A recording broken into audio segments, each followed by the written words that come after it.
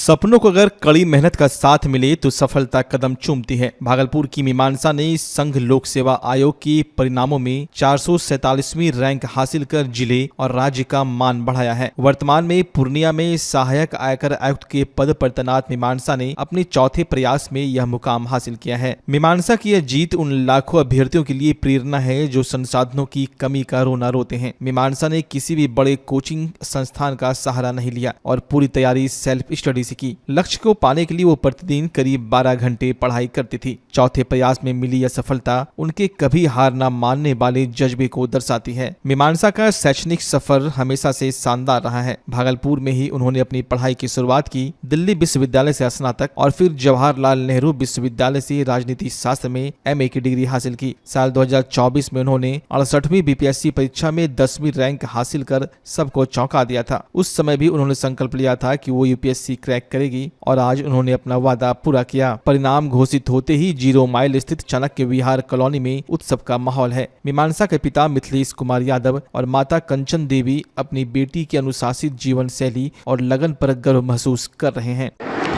और इनफैक्ट ये मेरा 3 साल से मेहनत कर रही थी, तो जब अभी रिजल्ट हो गया तो बहुत अच्छा लग रहा है। अभी स्टेट PCS के थ्रू अभी असिस्टेंट कमिश्नर स्टेट टैक्स के पद पर पहले से कार्यरत है।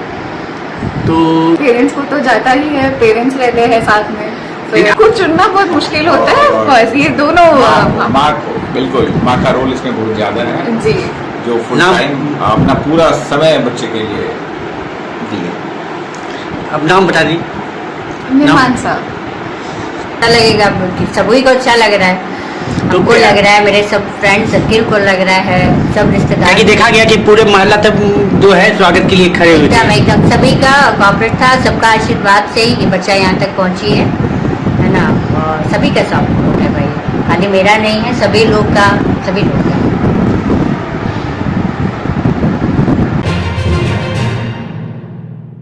क्या कोई इंसान 1.25 करोड़ रुपए लेकर सिर्फ इसलिए गायब हो सकता है कि वो अपनी पत्नी से परेशान है? जी हां, भागलपुर में एक ऐसा ही फिल्मी मामला सामने आया है जिसने पुलिस से लेकर कोर्ट तक के होश उड़ा दिए हैं। तिलका मांझी थाना क्षेत्र के रहने वाले सत्यप्रकाश शाह, जो पिछले 6 महीनों से 1,28,16,00,000 रुपए के साथ मिस्ट्री मैन बने हुए थे, आखिर मिल गए हैं। लेकिन वो किसी गुंडे की कैद में नहीं बल्कि कान्हा की नगरी वृंदावन में एक आश्रम में शांति तलाश रहे थे। पूरी कहानी शुरू होती है 31 जुलाई 2025 को, जब डॉक्टर कुंदन शाह ने मुंदीचक में सत्यप्रकाश से 1.25 करोड़ से ज्यादा की जमीन खरीदी। पैसे तो चेक से दे दिए, लेकिन ना जमीन का कब्जा मिला और ना ही सत्यप्रकाश का पता। शोर मचा कि उनका अपहरण हो गया है। लेकिन SI शशि भूषण कुमार के नेतृत्व वाली पुलिस टीम ने जब उत्तर प्रदेश के वृंदावन में दबिश दी तो सारा सच सामने आ गया। कोर्ट में सत्यप्रकाश शाह ने जो कहा, उसने इस पूरे मामले को पूरी तरह पलट दिया। उन्होंने साफ कहा कि मेरा अपहरण नहीं हुआ था, मैं तो पत्नी से परेशान होकर आश्रम चला गया था।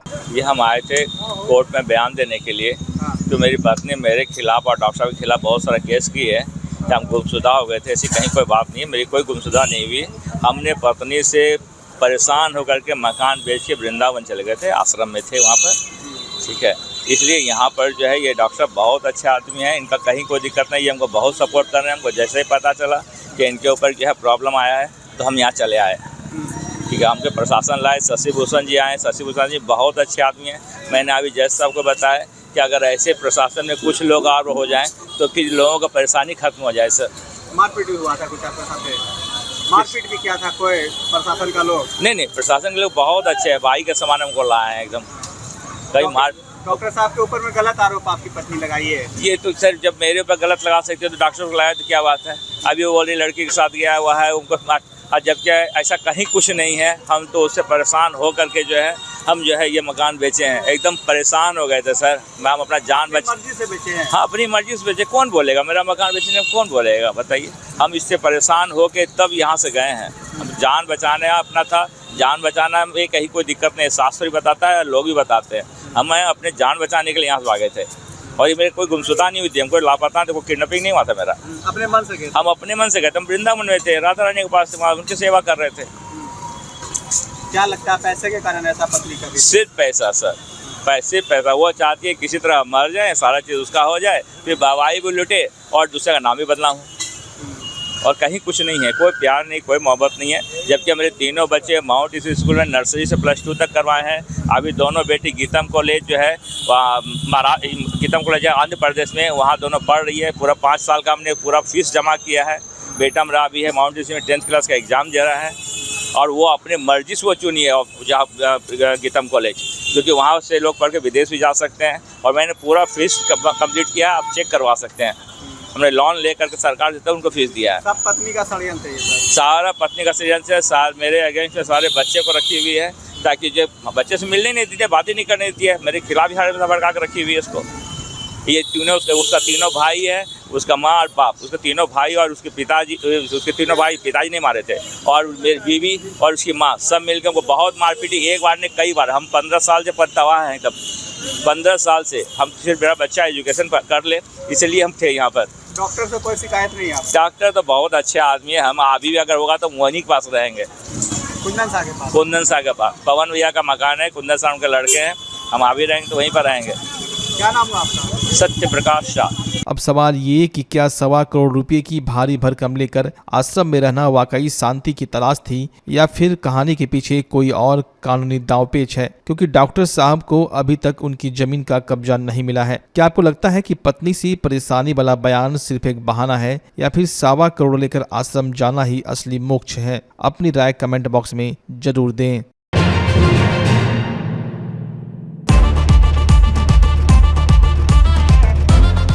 भागलपुर वालों, क्या आप अपने पुराने फर्नीचर से बोर हो चुके हैं? तो हो जाइए तैयार इस सीजन के सबसे धमाकेदार ऑफर के लिए। श्रीनिधि इंटीरियर आया है 30% तक की भारी छूट।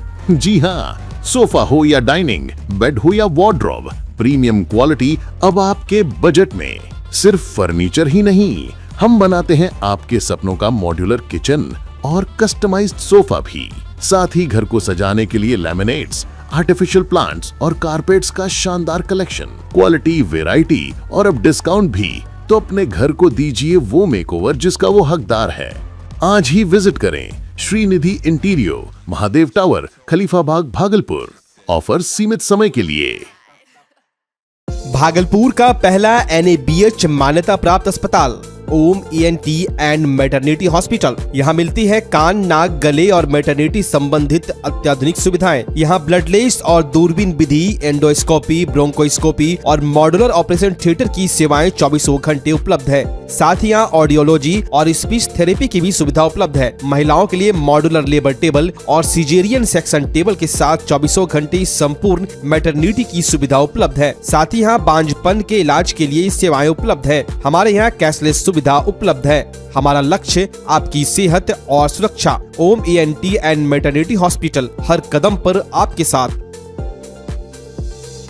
नमस्कार, मैं डॉक्टर अजय कुमार सिंह, शिशु रोग विशेषज्ञ, बिहार झारखंड में अग्रणी मेरा स्नेह अस्पताल, जो सबसे पहले बिहार झारखंड में कृत्रिम श्वसन मशीन यहाँ आया, ब्लड गैस एनालाइजर आया, और एक नायाब मशीन क्रिटिकल जो देर से रोए बच्चे में इलाज में बहुत सक्सेसफुल है, और वह विकलांगता से बचाता है और बचने की संभावना बढ़ती है। वो मशीन जो देर से रोया बच्चा है उसमें 3 डिग्री कम टेम्परेचर पर रखा जाता है और 3 दिन के लिए रखा जाता है, लेकिन वो 6 घंटे के अंदर उसको उसमें रखना पड़ता है। तो आप इसका लाभ उठाएं। और दूसरी बात, जो आयुष्मान योजना है उसके तहत 5 लाख का चिकित्सा आप अपने नवजात के लिए, बच्चों के लिए आप यहाँ उपलब्ध है, उसको ले सकते हैं। ध्यान रहे कि 5 साल के कम के उम्र में के बच्चों को आयुष्मान कार्ड की अलग से ज़रूरत नहीं है। यदि आपके माता पिता का नाम है तो वो इसमें लाभुक हो सकता है और आप इसका लाभ उठा सकते हैं। धन्यवाद।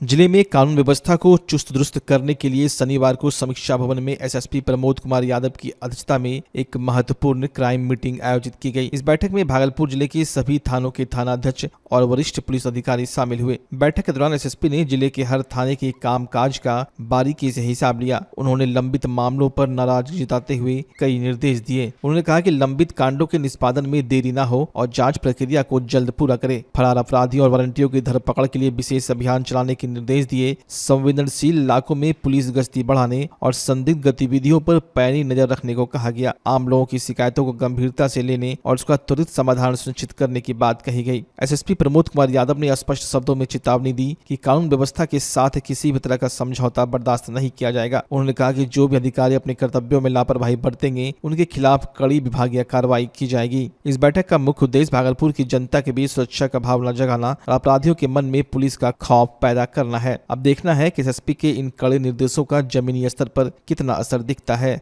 जिसका लक्ष्य यही रहता है कि प्रति माह जो भी कांड प्रतिवेदित हुए हैं उसकी सापेक्ष निष्पादन कितना हुआ है, कितने वारंट का निष्पादन हुआ है और कितने कुर्की हुई है। और साथ में जो है कि पुलिस से संबंधित अन्य जो भी पूरे महीने भर के कार्य रहते हैं उनकी आज समीक्षा की जाती है और सबका परफॉर्मेंस किया जाता है। इसके आधार पर अगर किसी की कमी पाई गई तो उसको शोकॉज किया जाता है या तो उनको सचेत किया जाता है और उसको और बेहतर करने के लिए निर्देशित किया जाता है। और साथ में जो बेहतर कार्य करते हैं उनको जो है अप्रिशिएट भी किया जाता है। और जैसे पिछली बार भी क्राइम मीटिंग में हमने 10 से ज़्यादा जो भी कांड का निस्तारण किए थे आईओ, तो उनको पुरस्कृत किए थे, उनको अप्रिसिएशन लेटर दिया गया था। और आज भी करीब 3 थानाध्यक्ष और साथ में जो आईओ हैं जिन्होंने 10 से ज़्यादा कांडों का निस्तारण किया गया उनको अप्रिसिएशन लेटर एक दिया जाएगा। और साथ में जो होली पर्व वगैरह हुआ है और या अन्य जो पर्व अभी संपन्न हुए हैं उसमें क्या खामियां थी, क्या अच्छाइयां थी, कितना बढ़िया उसकी मैनेजमेंट हुआ, क्या हमारे बल ने कितना बढ़िया काम किया, उसके संदर्भ में भी समीक्षा की जाएगी, फीडबैक होगा। और आगे आने वाला जैसे ईद का पर्व है और साथ में रामनवमी है उसकी तैयारियों को लेकर जो है निर्देशित किया जाएगा। जैसे कि डीजे नहीं चलता है, डीजे प्रतिबंधित रहेगा। साथ में जुलूस कोई भी रहेगा परमिशन के साथ रहेगा। जुलूस में जो लोग रहेंगे उनका सभी का जो है आईडी और सब कुछ जमा होगा। जुलूस की जो शर्तें रहेंगी पहले से उसमें सबको निर्देशित किया जाएगा। साथ में जो भी शरारती तत्व हैं उनके बाउंड डाउन करने की भी प्रक्रिया लगातार चल रही है। और रामनवमी तक हम लोग जो भी पहले के कांडों में वांछित है, जो पहले कभी जुलूस में किसी ने कोई गलत किया है, लॉ एंड ऑर्डर को क्रिएट किया है या जो भी शरारती तत्व है उन सबको चिन्हित करके पूरी कार्रवाई की जाएगी। उस सब के लिए भी निर्देशित किया जा रहा है। तो इस तरीके से ये अपराध गोष्ठी पुलिस की जो विधि व्यवस्था है, अपराध नियंत्रण है, उसको दृष्टिकोण से जो है की जा रही है, सबको निर्देशित किया जा रहा है।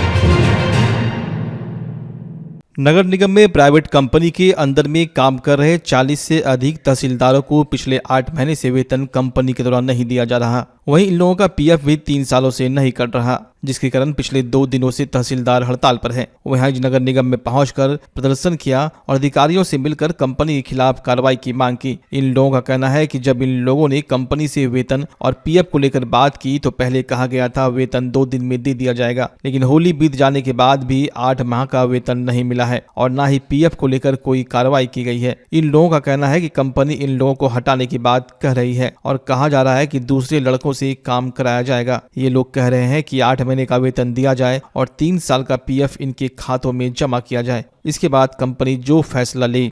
वहीं मामले को लेकर नगर निगम के अधिकारियों से प्राइवेट कंपनी के तहसीलदारों ने मुलाकात कर कंपनी पर कार्रवाई की मांग की है। यहाँ पे इसलिए आए थे क्योंकि हम लोग का 8 मंथ से सैलरी बकाया था और पीएफ आईडी 3 साल से हम लोग कार्यरत है नगर निगम में टैक्स कलेक्टर के रूप में लॉजिक ग्रुप कंपनी के द्वारा, जो कि कंबाइंड बिल्डिंग वहाँ इंटरग्रेट कंबाइंड बिल्डिंग में है। वहाँ पे हम लोग ऑफिस है, यहाँ पे नगर आयुक्त साहब से मिलने के लिए। हम लोग जब उनको बोला गया कि हम लोग का पीएफ अभी तक क्यों नहीं 3 साल से दिया जा रहा है, ना पीएफ आईडी दिया जा रहा है, ना पीएफ में अकाउंट में पैसा है। उसके बाद सैलरी 8 मंथ से नहीं दिया जा रहा। सैलरी मांगने पे वो बोले कि 3 से 4 दिन में हम 2 मंथ का पीएफ और सैलरी 4 मंथ का कर देंगे। फिर आज वो अचानक सबका आईडी बंद कर दिए और धमकी दे रहे हैं कि तुम लोग को जो करना है कर लो, हम नहीं देंगे, हम दूसरा लड़के से काम करवा लेंगे, तुम लोग को जो जहाँ जाना है चले जाओ, हम नहीं जानते। और लेटर अमित श्रीवास्तव जो कि प्रोजेक्ट मैनेजर है यहाँ के लॉजिक कंपनी। टोटल हम लोग अभी 40 लोग यहाँ पे है, टोटल 44 45 टोटल आप लोग जितने संग्रह के सारे लोग हाँ, यहाँ तक कि बैक ऑफिस का भी आप लोगों ने काम बंद कर रखा है। बात नहीं हुई है। क्या परेशानी है? परेशानी क्या है? परेशानी ये है कि 3 साल हो गया हम लोग को, पीएफ अकाउंट में कोई पैसा नहीं आया, पीएफ अकाउंट भी नहीं बना है, ठीक है। और 8 महीना से सैलरी नहीं आया है। उसके बाद होली ऐसा पर में हम लोग को सैलरी नहीं मिला। और क्या धमकी दे रहा है? धमकी दे रहा है कि आप लोग को जहाँ तक जाना है ना चले जाइए, आप कुछ नहीं उखाड़ पाइएगा। कितने लोग हैं आप लोग? हम लोग 51 लड़का है, 51 वार्ड में। कितना देर से पेमेंट बाकी है? पेमेंट 7-8 महीना से बोल तो रहे हैं सर। क्या कीजिएगा? क्या करेंगे, बस ऐसे बैठे रहेंगे, देखते हैं कोई सुनता है कि नहीं मेरा। इसीलिए हम लोग नगर आयुक्त साहब से मिलने आए हुए हैं, देखते हैं अगर आगे क्या करते हैं। भागलपुर मुंगेर 4 लेन निर्माण कार्य के दौरान विभागीय लापरवाही के खिलाफ शनिवार को ग्रामीणों का गुस्सा फूट पड़ा। स्वीकृत होने के बावजूद खड़िया पिपड़ा हॉल्ट के पास डायवर्जन नहीं दिए जाने से नाराज हजारों ग्रामीणों और जनप्रतिनिधियों ने एकजुट होकर घंटों सड़क जाम रखी और विभाग के खिलाफ जमकर नारेबाजी की। इस विरोध प्रदर्शन का नेतृत्व कर रहे जिला परिषद सदस्य आशा जायसवाल, खड़िया पिपड़ा के मुखिया संजय कुमार सिंह, मुंगेर बरियारपुर की जिला परिषद सदस्य दुर्गेश कुमार सिंह, सरपंच उधो यादव और पैक्स अध्यक्ष राजेश कुमार ने बताया कि विभाग ने यहां पहले ही डायवर्जन की स्वीकृति दे दी थी। इसके बावजूद काम शुरू नहीं किया गया, जिससे स्थानीय लोगों को आवाजाही में भारी परेशानी हो रही है। ग्रामीणों के अनुसार इस समस्या को लेकर बिहार के उप मुख्यमंत्री सम्राट चौधरी और भागलपुर जिलाधिकारी को पहले ही पत्र लिखकर अवगत कराया गया था। विभाग से स्वीकृति मिलने के बाद भी जमीनी स्तर पर काम न होने के कारण ग्रामीणों को मजबूरन सड़क पर उतरना पड़ा। सड़क जाम की सूचना मिलते ही प्रशासन हरकत में आया। मुंगेर की जिलाधिकारी ने प्रदर्शनकारियों से दूरभाष पर बात की। उन्होंने आश्वासन दिया कि सोमवार को कार्यालय आकर बातचीत करे, जिसके बाद खड़िया पिपड़ा हॉल्ट के पास डायवर्जन की सुविधा प्रदान की जाएगी। इस आश्वासन के बाद ग्रामीणों ने फिलहाल जाम समाप्त कर दिया।